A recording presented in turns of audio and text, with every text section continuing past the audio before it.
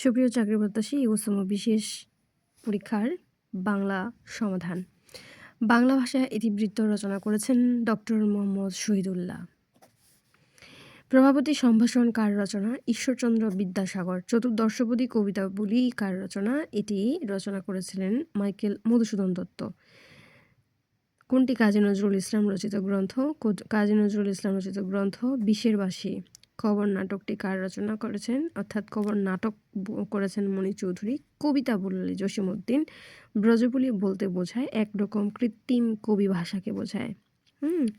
সবার উপরে মানুষ সত্য তাহার উপরে নাই, এটি চণ্ডীদাসের একটা উক্তি, খুব বেশি ইম্পর্ট্যান্ট এটা, 3 স্টার।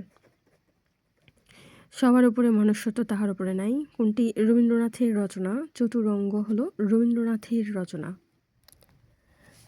কোনটি কাব্যগ্রন্থ? কাব্যগ্রন্থ হলো কয়েকটি কবিতা। কোনটি নাটক? নাটক হলো শাহজাহান হলো নাটক, Abol Tabol Sukumar Ray. Thanks for watching.